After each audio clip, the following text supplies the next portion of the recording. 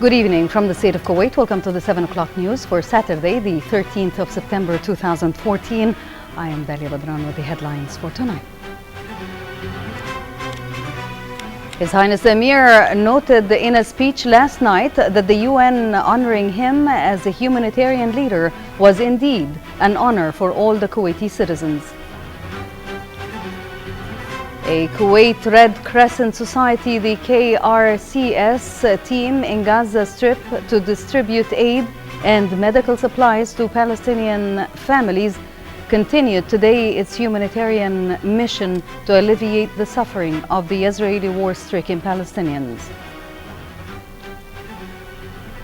U.S. Secretary of State says on a visit to Cairo that Egypt has a key role to play in countering the IS militants in Iraq and Syria. Ukraine says its forces have repelled a rebel attack on Donetsk airport as the Prime Minister says Russia wants to eliminate his country. Hello and welcome. His Highness the Emir Sheikh Sabah Al Ahmed Al Jaber Al Sabah addressed the nation days after the United Nations Secretary General Ban Ki-moon honored him at the UN headquarters in New York as a humanitarian leader. His Highness the Emir said the State of Kuwait has always played a noble and active role in relief and humanitarian acts, and the honoring is indeed for the State of Kuwait and its citizens. More in the following report with Dina Nasser. His Highness the Emir Sheikh Sabah Al Ahmed Al Jaber Sabah said in a speech last night that the UN honouring him as a humanitarian leader was indeed an honouring for the nation and for all the Kuwaiti citizens. His Highness the Emir, addressing the nation days after UN Secretary General Ban Ki-moon honoured him at the UN headquarters in New York as a humanitarian leader, said the honouring from the highest international authority which represents countries of the world reflects a high appreciation of this organisation and the international community for the State of Kuwait and its people. His Highness the Emir said that the State of Kuwait has always played a noble and active role in relief and humanitarian acts. The State of Kuwait, added His Highness the Emir, has always helped the needy people who were affected by disasters, conflicts and wars around the globe. Meanwhile, the recent UN naming of His Highness the Emir as an international humanitarian leader has drawn further praise, namely by leading Kuwaiti envoys serving abroad. Ambassador Jamal Al-Ghanem, the State of Kuwait's permanent delegate at the UN, noted that such good traits have distinguished the Kuwaiti diplomacy and its foreign policy and Kuwait's long record of relief and humanitarian activities on the world arena. The State of Kuwait contributes to international relief operations, aiding people affected by wars, catastrophes and crises. It grants annually $3 million to the International Committee of the Red Cross and $2 million to the UN Relief Agency, UNRWA. In Malta, the Kuwaiti ambassador Faisal Al-Musailim and staff members of the Kuwaiti diplomatic mission congratulated His Highness the Emir for the honouring and international recognition of his leading role for resolving global issues and crises, noting that such an unprecedented honour for the State of Kuwait as a centre of humanitarian action is a source of pride for the Kuwaiti people and that the Kuwaitis' generosity is rooted in their culture and religion Islam.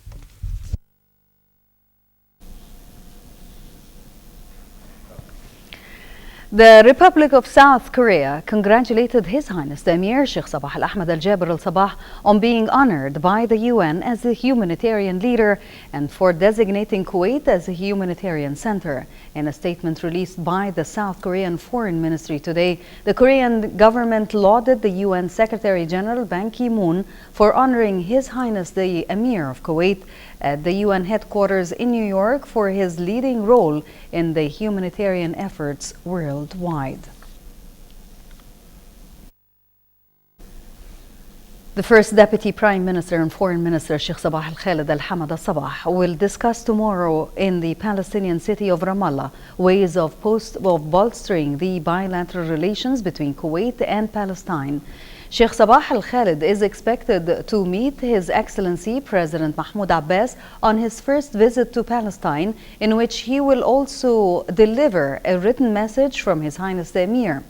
Sheikh Sabah al-Khalid will also meet his Palestinian counterpart Riyad al-Maliki to hold talks on boosting the deep-rooted relations between the two countries and ways of cooperation and joint coordination that helps in restoring the Palestinians' rights. Kuwait also reaffirms its commitment to the rights of the Palestinian people in establishing their independent, fully sovereign state with Jerusalem as its capital. Kuwait Red Crescent Society, the KRCS team, is in Gaza Strip to distribute aid and medical supplies to Palestinian families, continued today its humanitarian mission to alleviate the suffering of the Israeli war-stricken Palestinians. The KRCS mission head to Gaza, Khalid al-Zaid, said that the society has combined all its capabilities to distribute the food and medical aid to the Palestinian people in the war-ravaged Strip. The KRCS delivered some 7,000 food packages to displaced Palestinian families in the Gaza Strip yesterday. The KRCS relief team delivered the Kuwaiti food aid to around 500 families in a number of North Gaza's districts, including Sharqiya, the Deir al-Balah, Gaza City, and the Eastern Rafah, in addition to some 2,500 food packages to families in Beit Hanun in northeast Gaza. The Kuwaiti team also handed 200 gifts to children living in UN-run school shelters in several areas of the Strip. The team also handed food packages to a large number of workers from several municipalities in the Strip. The KRCS team arrived in Gaza Strip late Thursday, carrying 7,000 food packages, as well as a medical team of 12 male and female physicians for the treatment of displaced families. U.S. Secretary of State John Kerry said on a visit to Cairo that Egypt has a key role to play in countering Islamic State militants in Iraq and Syria. Kerry is on the last leg of his Middle East tour as he tries to form a broad coalition to tackle the IS militants. More in this report by Nof Al-Sheikh. Despite the fact that the danger of the IS militants remains a major threat for Arab and foreign countries, U.S. Secretary of State John Kerry played down chances of an impending broad coalition against the IS militants, illustrating the difficulty Washington faces winning commitment for a military campaign in the heart of the Middle East. Kerry has been touring the Middle East to build support for President Barack Obama's plan, announced last Wednesday, to strike both sides of the Syrian-Iraqi frontier to defeat the IS fighters, who control sections of both countries. The White House characterized the U.S. mission against the IS militants as a war similar to the one waged against Al-Qaeda and its affiliates. The fight against the IS militants would include stopping the flow of foreign fighters through neighboring countries, countering financing for them and other violent extremists, repudiating their hateful ideology, ending impunity, and bringing perpetrators to justice. A day earlier, Kerry met with Turkish leaders to try to secure support for the US-led action against the IS, but Ankara's reluctance to play a frontline role highlighted the challenges of building a willing coalition to wage what will likely be a tough offensive. Turkey, which has the second largest armed forces in the NATO military alliance after the United States and hosts a major US Air Force base in its south, has so far conspicuously avoided committing to any military campaign, saying that US action in Iraq would not be enough on its own to bring political stability. During his trip to the region, however, Kerry won backing for the coordinated military campaign from 10 Arab countries, including Egypt, Iraq, Jordan, Lebanon, and 6 Gulf states, but it remains far from clear what role individual nations will play. Kerry ruled out Iran joining the coalition, saying that it would be inappropriate for Tehran to join the group because of its engagement in Syria and elsewhere. Meanwhile, France has offered its support for military action against the IS and has said it will host international talks on the campaign next Monday. On the latest leg of his Middle East tour to build up the international coalition to combat IS extremists in Syria and Iraq, Kerry arrived in Egypt for talks with the Egyptian President Abdel Fattah al-Sisi and Arab League chief Nabil al-Arabi to discuss how the coalition will act.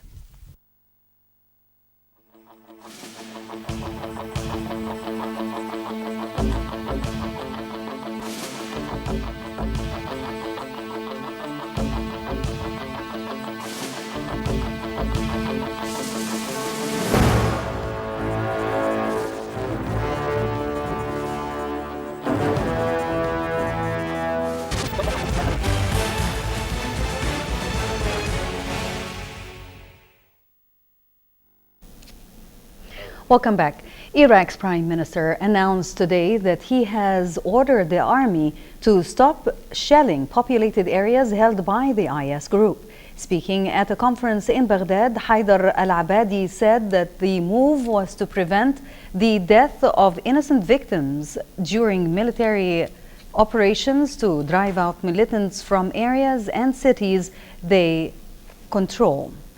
But al-Abadi vowed to continue military operations against Al-Qaeda breakaway group that has seized large territories in the country's north and west after an unprecedented offensive in June. According to the United Nations, more than 1.8 million people have been displaced around the country since the rapid advance by the IS group, as fighting has taken its toll in civilians living in insurgent-held areas.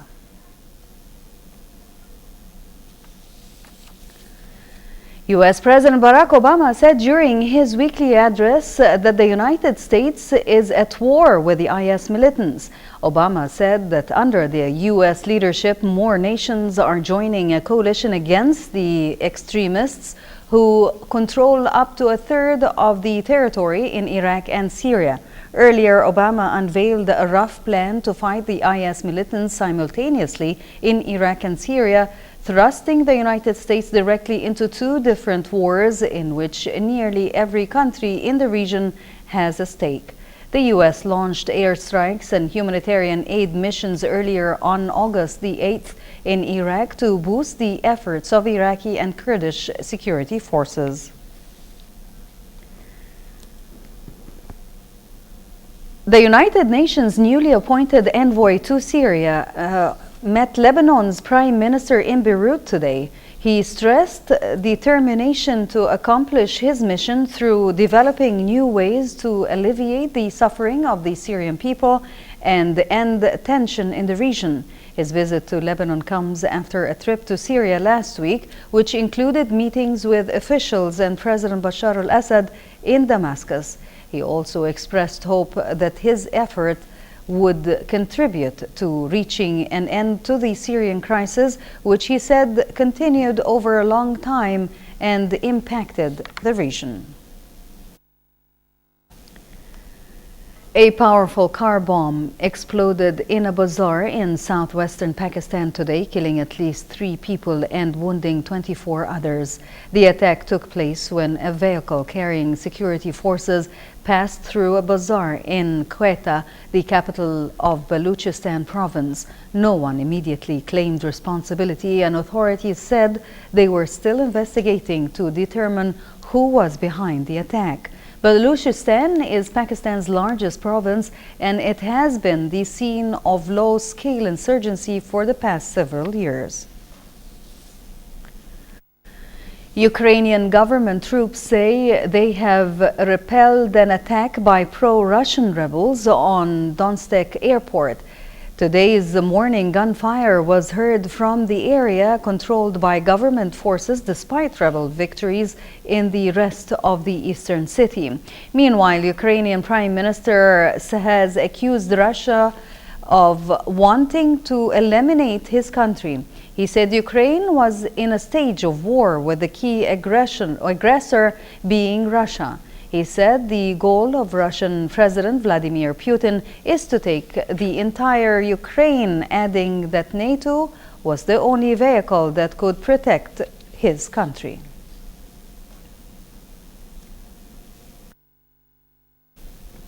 The campaign battle over Scottish independence took a bitter turn today when a senior nationalist warned the businesses such as British Petroleum that they could face punishment for voicing concern over the impact of secession. With the fate of the United Kingdom on a knife edge, the economic future of Scotland has become one of the most fiercely debated issues less than 6 days before Scots decided on whether to break away. Nationalists accuse British Prime Minister David Cameron of coordinating a scare campaign by business leaders aimed at spooking voters, while unionists say separation is fraught with financial and economic uncertainty. However, former Scottish Nationalist Party deputy leader went much further than separatist leader Alex Salmond, warning that British Petroleum's operations in Scotland might face nationalisation if Scots voted for secession on September 18th.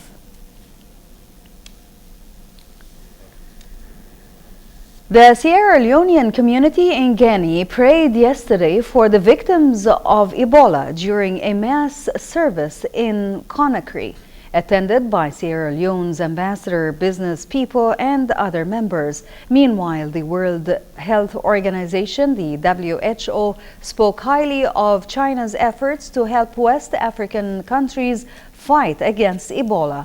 Margaret Chan, the WHO Director General, made the remarks during a press conference at the WHO headquarters in Geneva, Switzerland. China sent 3 teams of experts and a chartered plane carrying supplies to Guinea, Liberia, and Sierra Leone. In spite of the high risk of infection, the Chinese government decided to provide a new round of humanitarian aid worth 200 million yuan. In Cuba, 165 health workers were sent to help tackle the Ebola outbreak in West Africa.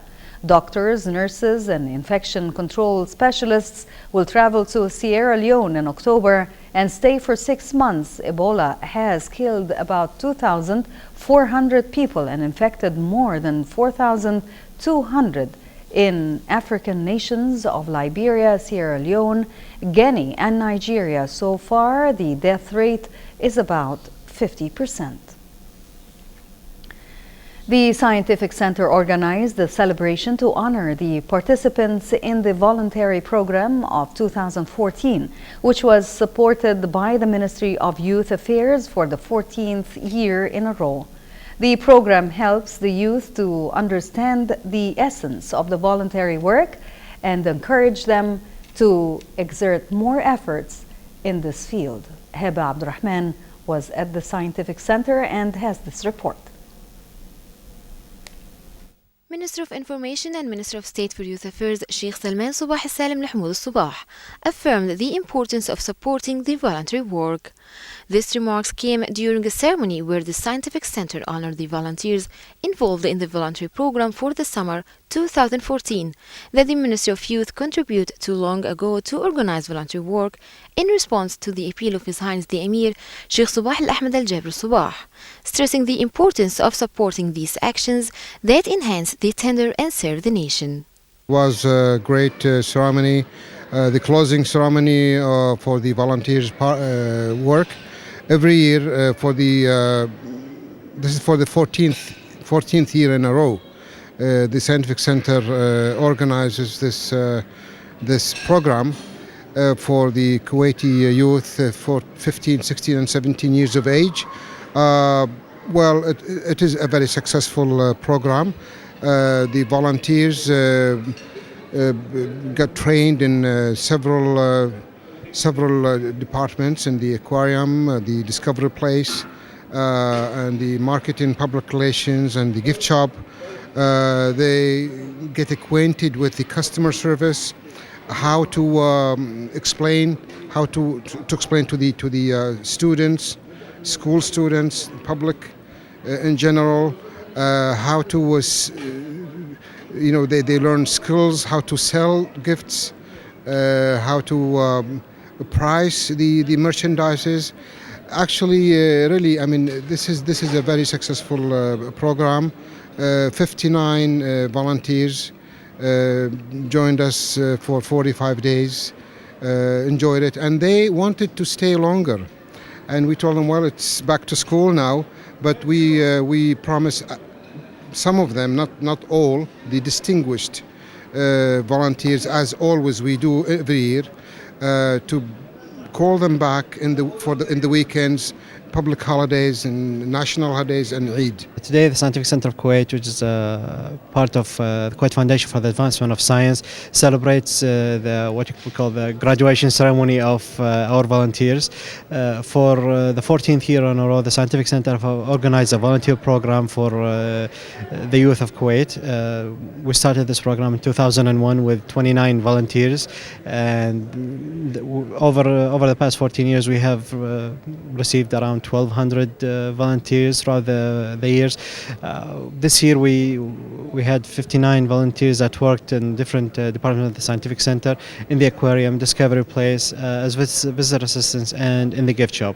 The main purpose of our volunteer program is basically to help the youth occupy their summer vacation with something that's useful and beneficial to them over the long run. Sheikh Salman explained that the Scientific Center is a role model in our society, and the evidence of excellence in innovations, programs, and ambitious plans have sought to give all he has to serve the dear homeland, hoping the continuing progress and prosperity under the wise leadership of His Highness the Emir and His Highness the Crown Prince Sheikh Nawaf Al Ahmed Al Jaber Al Sabah. The closing ceremony for the voluntary program for the year 2014 came as the 14th edition of that program that used to attract the Kuwaiti talented youth, and the attendance of Sheikh Salman Subah Salim Al Mahmoud Al Sabah today, the Minister of Information and Minister of State for Youth Affairs, indicates the truth that the government of Kuwait values the importance of youth in building their own country. From the Scientific Center, this is Heba Abdurrahman reporting for English News. Thank you, Heba.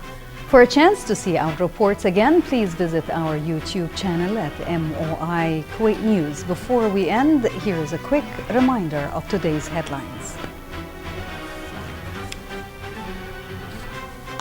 His Highness the Emir noted in a speech last night that the UN honoring him as a humanitarian leader was indeed an honor for all the Kuwaiti citizens.